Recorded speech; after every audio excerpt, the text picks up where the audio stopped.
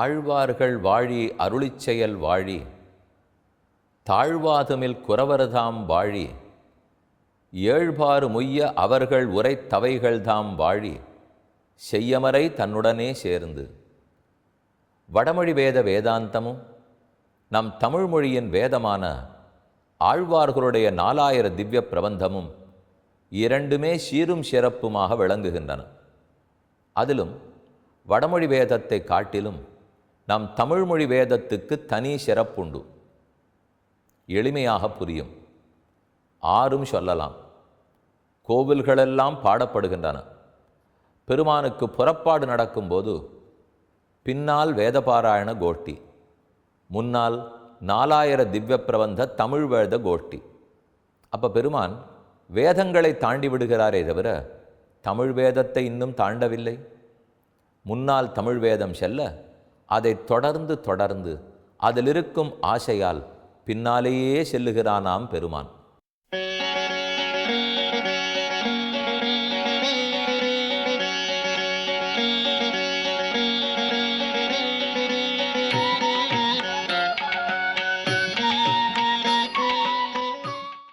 எந்த கோவில் புறப்பாட்டிலும் சேவிக்கலாம். அதுவே ஆழ்வார்களுடைய போஷரங்களுக்கு ஏற்றம். ஈரச் சொற்கள், பக்தியில் தோய்ந்த சொற்கள், தூய தமிழ்ச் சொற்கள். அப்படித்தான் பெரியாழ்வார் திருமொழியை விஷ்ணு சித்தர் பெரியாழ்வார் பாடினார். ஆழ்வாருடைய பெருமை என்ன, அவருடைய கதை என்ன அப்படிங்கிறத ஏற்கனவே சுருக்கமாக பார்த்தோம். இனி பிரபந்த வைலக்ஷண்யம். இந்த பாடல் திரட்டுக்கு என்ன ஏற்றம்? இது மொத்தம் 461 பாடல்கள். பெரியாழ்வார் 2 பிரபந்தங்களை பாடினார் என்னும் சொல்லலாம். ஒன்று திருப்பல்லாண்டு, 12 போஷரங்கள்.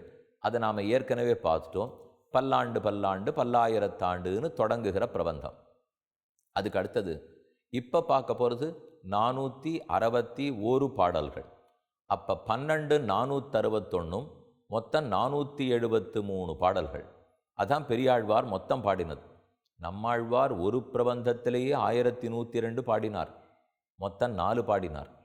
திருமங்கையாழ்வார் தன்னுடைய முக்கியமான பிரபந்தத்தில் 1084 பாடினார்.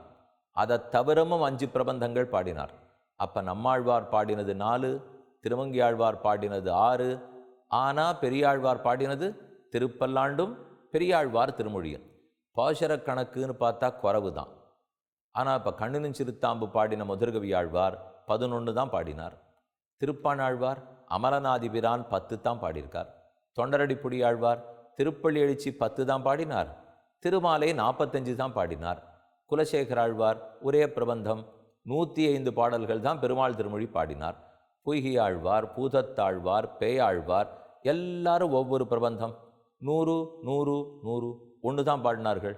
முதல் திருவந்தாதி, 2ஆம் திருவந்தாதி, 3ஆம் திருவந்தாதி. திருமழிசை ஆழ்வார் 2 பிரபந்தங்கள் பாடினார்.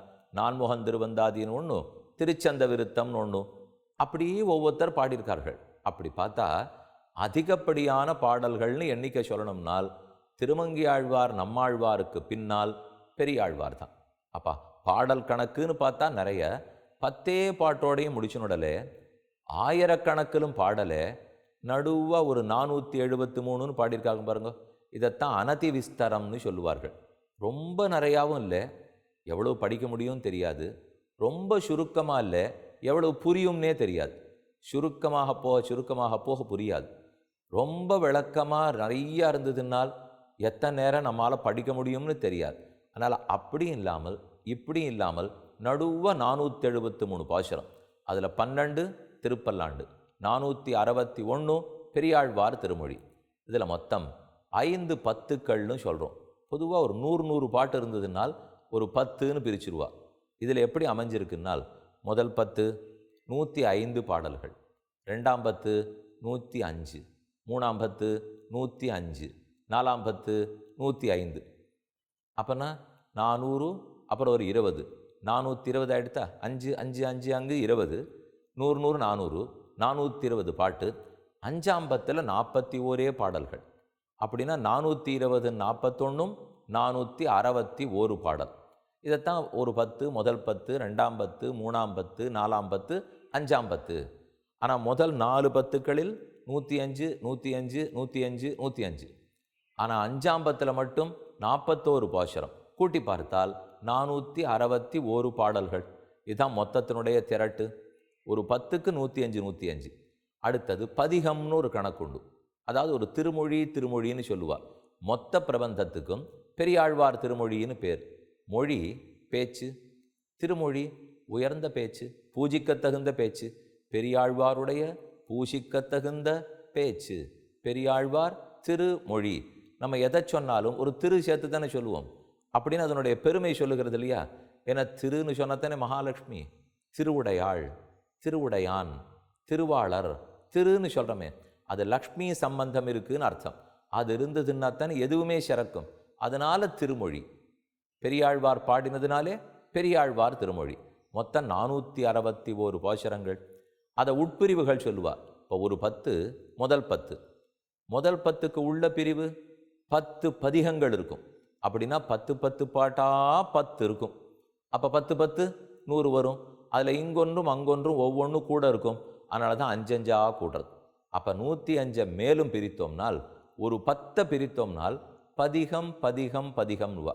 அதாவது 10 10 பாசுரங்களே கொண்டது. அதை என்னன்னு சொல்லுவா? முதல் 10 முதல் திருமொழி, முதல் 10 4ஆம் திருமொழி, முதல் 10 10ஆம் திருமொழினால் அப்போ 1 2 3 4 5 6 7 8 9 10 திருமொழி இருக்குதுன்னு அர்த்தம். ஒவ்வொன்றுமே ஒரு 10 10 பாசுரங்கள் கொண்டது. இதிலே மொத்தம் இப்போ எத்தனை இருக்குன்னு சொல்லுங்க. ஒரு 10க்கு 10 10 பதிகம்னு சொன்னேன். அப்போ 4 10க்கு 40 ஆகிடுதா? அதுக்கப்புறம் கடைசியாக 40 பாட்டு இருக்கா? அப்போ 4 40க்கு 4 தானே பதிகம். கூட்டின்றால் 44 வரணும் இல்லையா? அப்படின்னு சொல்லிடலாம். ஆனால் என்ன ஆச்சரியம்னால், சில சமயம் 43ன்னு சொல்லுவார்கள். 43ன்னு சொல்கிறது உண்டு, 44ன்னு சொல்கிறது உண்டு. ஏன் ஒரு 10 பாட்டு காணுமானால் காண இல்லை, பாட்டு இருக்குது. ஆனால் 20 பாட்டு சேர்ந்து ஒரே பதிகமாக கணக்கு பண்ணப்படுறது. முதல் 10லேயே நாம் இப்போ பார்த்து முடிக்க போகிற முதல் 10 பாடல்கள் கழிந்த விற்பாடு அடுத்த பாடல் திரட்டு 10 வரணும் இல்லையா? இல்லை, அது 20 21 பாசுரங்கள் இருக்குது. சீதக்கடலுள் அமுதன்ன தேவகின்னு ஆரம்பிச்சு. அப்போ அதுலேருந்து கணக்கு பார்த்தீங்கன்னா இப்போ 20 ஒரு பதிகம்னாச்சா? அதனால 43ன்னு சொல்கிறது உண்டு, இல்லைன்னால் 44ன்னு சொல்கிறது உண்டு. திருப்பல்லாண்டையே முதல் 10 முதல் பதிகம் என்று கூட வச்சிருந்தால் 2ஆம் பதிகம்னே அடுத்த வண்ணமாடங்கள் சூழலேருந்து ஆரம்பிக்கலாம். எப்படியும் இருக்கட்டுமே, இந்த கணக்கு நிச்சயம். மொத்தம் 5 10கள் உள்ளன, 461 பாசுரங்கள் உள்ளன. அதில் ஒரு 10க்கு 105 105 105 105, கடைசி 10க்கு 41 பாசுரங்கள். பெரியாழ்வார் திருமொழி எதனால் பேர் வந்ததுங்கிறதையும் சொல்லிட்டேன்.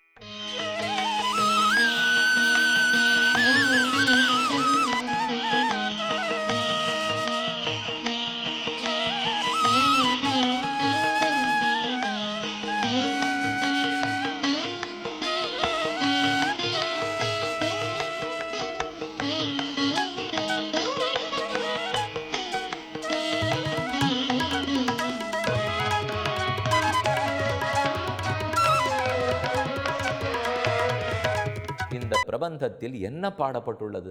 இது ஒரு தனி சிறப்பு வாய்ந்தது. ஏற்கனவே சொல்லியிருந்தேன், இந்த பெரியாழ்வார் ஒத்தர் தான் தன்னை தாயாக நினைத்து கொண்டு பாடினார். கண்ணன் குழந்தை, பெரியாழ்வார் யசோதை என்னும் தாய். ஒரு தாயார் தன் குழந்தையோடு எப்பப்படி விளையாடுவரோ, அந்தரங்கமாக என்ன ஆசையாக கொஞ்சுவளோ, என்னென்னலாம் தன் அன்பை வெளிப்படுத்தியிருப்பாளோ அதெல்லாம் நமக்கு முக்கியம். ஆனால் அதையேவ பார்க்க முடியும்? இப்போ நம்ம வீட்டில் ஒரு அம்மா குழந்தைகிட்ட விளையாடிட்டு இருக்காள்னால் அது அவளுக்கும் அந்த குழந்தைக்கு மட்டும் உண்டானது. அது வெளியார்கிட்ட சொல்ல மாட்டாள், யாருக்கும் தெரிய வராது. ஆனால் இங்கே என்ன ஆச்சரியம்னால், இந்த தாயார் யசோதை கண்ணனிடத்தில் எப்படியெல்லாம் கொஞ்சி குலாவி விளையாடி இருப்பாரோ அத்தனையும் உலகத்துக்கு முக்கியம். நாம் ஒன்றொன்றும் தெரிஞ்சுட்டாகணுப்போ. அதைத்தான் பெரியாழ்வார் புரிந்து கொண்டு, யசோதை எழுதி வைக்காமல் போய்விட்டாள், நான் எழுதி வைக்கிறேன். அவள் எழுதியிருக்கணும், ஆனால் அவள் விட்டுவிட்டாள். அவள் எங்கோ துவாபர யுகத்தில் இருந்தால் எழுத விட்டு விட்டாள். அவள் மறக்காமல் அனுபவித்த ஒவ்வொன்றையும் நானே என் நெஞ்சகத்தில் எழுதினுட்டேன். நீங்கள் அத்தனை பேரும் சொல்லி பயன்பெறும்படிக்கு பாடலாக பாடி வைக்கிறேன்.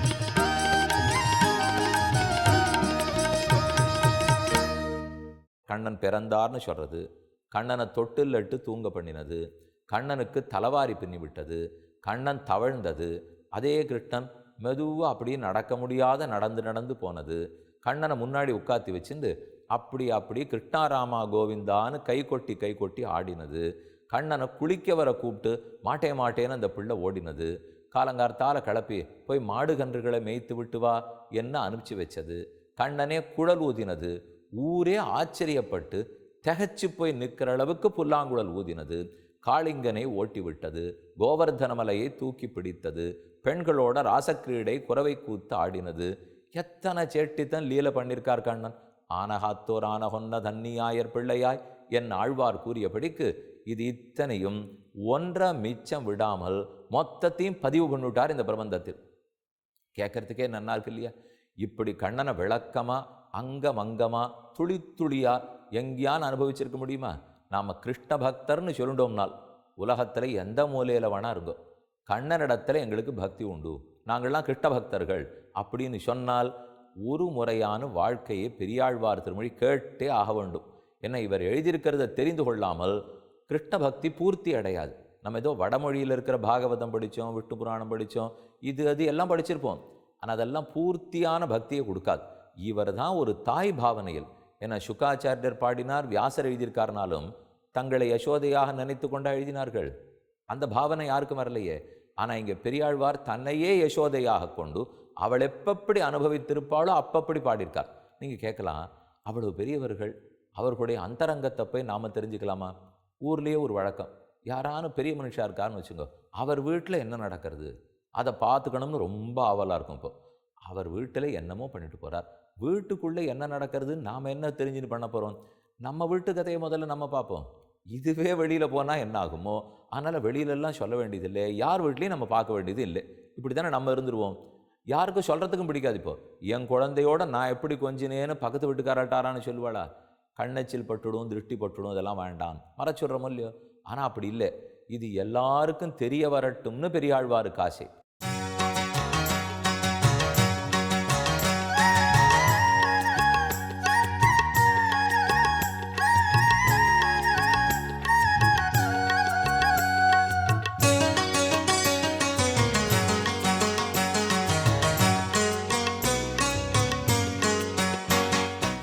எதுன்னு ஒரு உதாரணம் சொல்கிறேனே, எடுத்துக்காட்டு பாருங்க.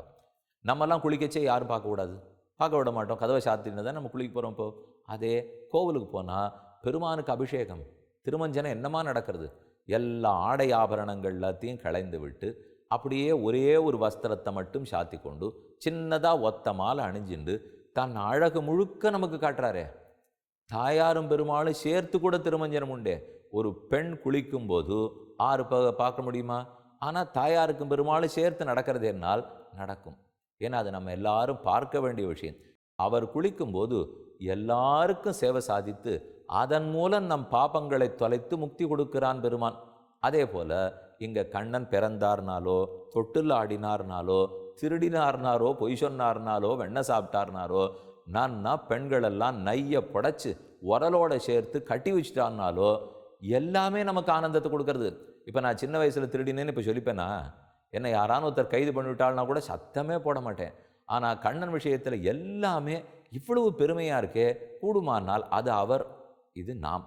அதனால தான் இந்த பிரபந்தத்துக்கே ஏற்றம். பிள்ளைத்தமிழ் என்னும் பாங்கில் ஒவ்வொரு பதிகமாக கண்ணனுடைய ஒவ்வொரு லீலையை பற்றியும் எழுதி வச்சிருக்கார். அதுவே பிரபந்தத்துக்கு ஏற்றம். 100 கோணத்தில் பார்த்தீங்கன்னால் இதில் ஒவ்வொரு 10 பாட்டினுடைய முடிவிலேயும் ஏதோ ஒரு பலம் சொல்லுவார். பலஸ்ருதின்னு சொல்லுவோமா? இந்த 10 பாட்டை சொல்கிறவாளுக்கு இன்னது கிடைக்கும், பன்னு பாடல் வல்லாருக்கு இல்லை பாவமே. ஒரு பாட்டில் சொல்கிறார், இந்த 10 பாசுரத்தில் யார் சொன்னாலும் அவர்களுக்கு பாவமே வராது, இதை சொல்லுங்கோ உங்கள் பாவத்தை தொலைச்சுடலாம். மாயன் மணிவண்ணன் தாழ்பழியும் மக்களை பெறுவார்களே. இன்னொரு 10 பாட்டு இதை சொன்னீர்கள்னால் பெருமானிடத்தில் பக்தியோடு இருக்கிற நல்ல குழந்தைகளை பெறுவீர்கள். இன்றைக்கி எல்லாருக்குமே இருக்கிற ஆர்வம் தான். நாங்கள் ஏதோ பக்தர்களாக இருக்கோம், எங்கள் பொண்ணும் பிள்ளையும் கொஞ்சம் பக்தியோடு இருந்து விட்டால் போகணும் சுவாமி, கிடைக்குங்கிறார் பாருங்க. மாயன் மணிவண்ணன் தாழ்பழியும் மக்களை பெறுவார்களே, வாய்த்த நன் மக்களை பெற்று மகிழ்வரே. நல்ல குழந்தைகளா பக்தர்களா உங்களுக்கு கிடைக்கும். அப்போ குழந்தை பேர் கிடைக்கும்னு சொல்கிறார். பாவம் தொலையும்னு சொல்றார். செங்கண்மான் மேல் சென்ன சிந்தை பெருவார்தாமே. நீங்கள் தியானத்துக்கு உட்காண்டு பெருமானையே சிந்திக்கணும்னால் நான் பாடின இந்த 10 பாட்டை சொல்லிட்டு சிந்திச்சில்னா நன்னா தியானம் கைகூடும், புத்தி செதறாது, எங்கேயும் மனசை அலபாயாது. என்ன வேணும்? பாவம் தொலைஞ்சிடும்னு சொல்லிட்டார். இந்த வாழ்க்கையில் நல்ல குழந்தைகளாக பெறலாம்னு சொல்லிட்டார். தியானம் பண்ணச்சே பெருமானிடத்திலே நிலைச்சு நிற்கலான்னு சொல்கிறார். அதே போல் போய் வைகுந்தம் மன்னி இருப்பாரே, கடைசியான பயன் என்ன? வைகுந்தத்தை அடைதல். இந்த 10 பாடல்களை சொன்னால் வைகுந்தமே கிடைக்கும்னு சொல்லுகிறார். அப்போ இந்தந்த 10 நாம் கேட்க கேட்க பார்க்க போகிறோமே 43 பதிகம், 44 பதிகம். அந்த 43க்கும் ஒவ்வொன்றுத்துக்கும் பலன் சொல்கிறார். கேட்குறவனுக்கு அந்த பலமெல்லாம் கிடைக்க போகிறது. அதுவும் நமக்கு இருக்கிற பெருமை. இதிலே எத்தனை புராண கதைகள் உண்டோ அந்த கதைகத்தனை இதில் இருக்குது. புராணத்தில் விடப்பட்டு விட்ட கதைகளும் இதிலே உள்ளன. போகத்தில் வழுவாத புதுவையர்கோன் என்னும் விட்டு சித்தன் மனத்தே என் நெஞ்சகம்பால் சுவர் வழி எழுதி கொண்டேன் ஒன்றொழியாமல். புராணத்தில் ஒரு கதை விட்டு போயிருக்கலாம், ஆனால் பெரியாழ்வார் திருமொழியில் விட்டே போகாது. அந்த அளவு பெருமானே காட்ட கண்டு கண்டு பாடல்கள் பாடியிருக்கார். இதனால தான் இந்த திருமொழிக்கு இவ்வளவு சிறப்பு உள்ளது. கண்ணனை அனுபவிக்கணுங்கிற ஆசை இருந்தால், கண்ணனை பற்றி கிட்டக்க தெரிஞ்சுக்கணுங்கிற ஆசை இருந்தால் பெரியாழ்வார் திருமொழி கேட்டே ஆக வேண்டும். அவசியம் கேளுங்கோள். அடுத்தது இந்த பாடலில் சொல்லப்பட்ட கண்ணனின் பெருமை என்ன? நாளை பார்ப்போம்.